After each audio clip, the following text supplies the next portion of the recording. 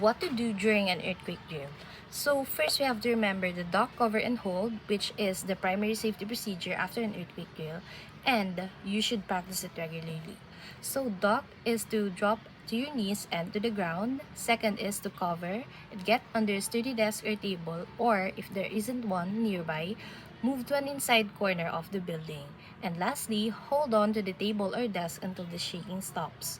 So for the evacuation, you have to familiarize yourself with the evacuation routes and the designated assembly areas. Also, you have to know the hazards in your area and understand the potential risks in your location. And lastly, participate in drills, which is participating in office and community earthquake drills. So remember that before an earthquake, we have to prepare an emergency kit, which is the go bag with essentials like food, water, first aid supplied, and a flashlight. And then next is we have to secure our homes, secure our heavy furnitures, our hanging objects to prevent them from falling during an earthquake. Next is we have to store hazardous materials properly, such as flammable and harmful chemical substances. And then next is you have to know your local emergency plan, familiarize yourself with the local evacuation plan and emergency procedures. And then lastly, practice the duck, cover, and hold drill. And then we have to practice these actions that they become an automatic response during earthquakes. So during an earthquake, these are the things that you have to remember. First is we have to stay inside. If you are indoors, stay inside until the shaking stops. Second is if you're outdoors, stay in an open area. If you're outdoors, move to an open away from buildings and power lines. And remember that we do not use elevators during an earthquake.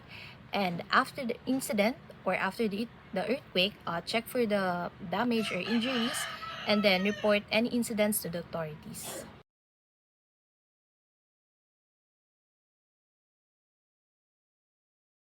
So, ang plan natin sa communication, meron tayong primary, which is yung digital phones. Kung di gumana yung digital phones, pwede tayong gumamit ng spare phone. Tapos sa secondary naman, walkie-talkie. Dapat may yung each family member dapat merong kada isa. Tapos sa family member and ano naman, task tsaka role, ikaw na yung kukuha ng go bag.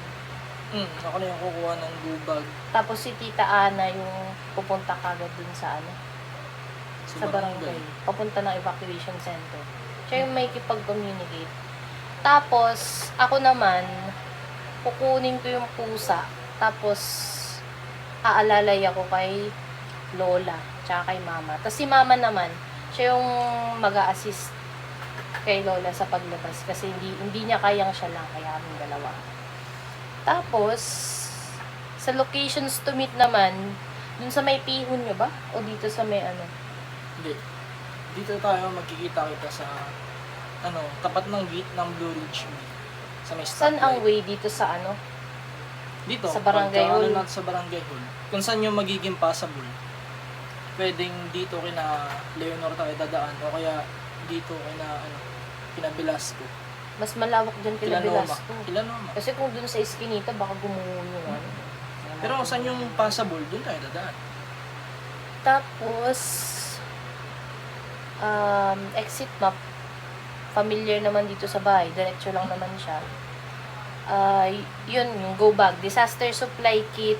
Yun, go bag. Contents ng go bag. Pagkain, tubig, hygiene kit. Tapos, first aid, tsaka PPEs, tas mga damit na good for 3 days. Tsaka important documents. Tapos, paano mag-shut off ng utilities? Papatayin sa breaker, tapos yung gas, papatayin lang yung gas sa sarado. Takluban na lang ng Sa tubig. Sa tubig? Wala. Ganun din naman. Tayo na yung gripo. O kaya patayin yung dun sa yung metro.